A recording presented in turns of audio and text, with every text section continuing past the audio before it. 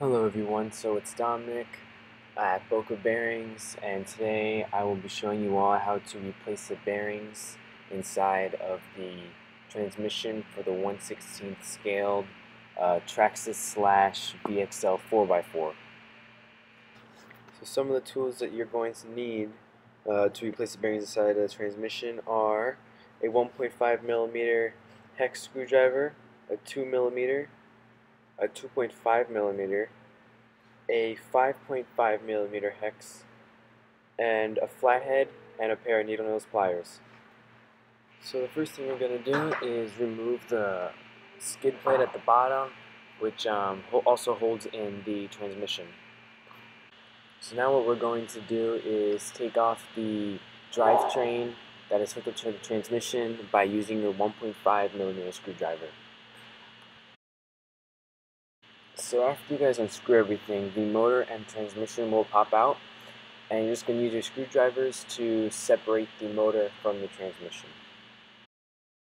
So once you guys got it separated, you're going to have to take off the blue plate to get inside the transmission.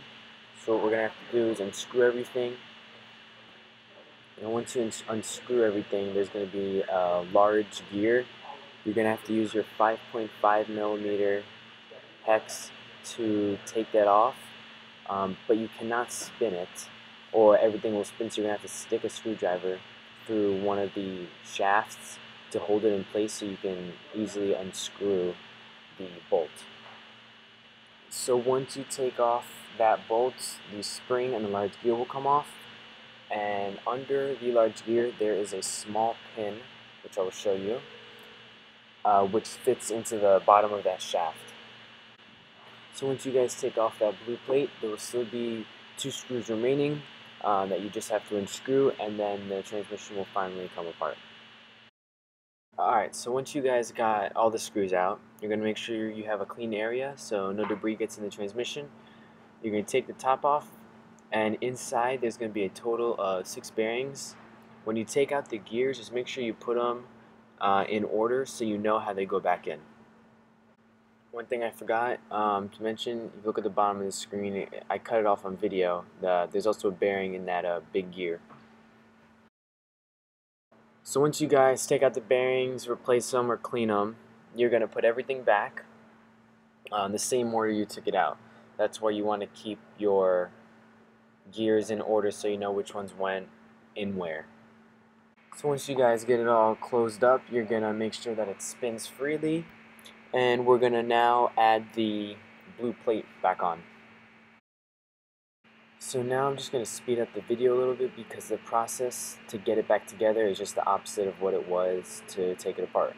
So as you can see, we're putting the gears back on. Make sure you get that pin back in the shaft. You're going to put the spring on and use the 5.5 millimeter hex to get that nut on. And I'm sorry that it was out of view of the camera. So now what we're going to do is attach the engine back to the transmission. After you get them attached, you're going to slide it back in and attach the drivetrain to the transmission with those little screws using the 1.5 millimeter hex. And once you get the transmission in and the drivetrain connected, you're going to put the skid plate back on, which will fasten down the transmission, and you're all finished. And lastly, I forgot to say, but you would have disconnected the motor, so at the end you're just going to have to reconnect the wires.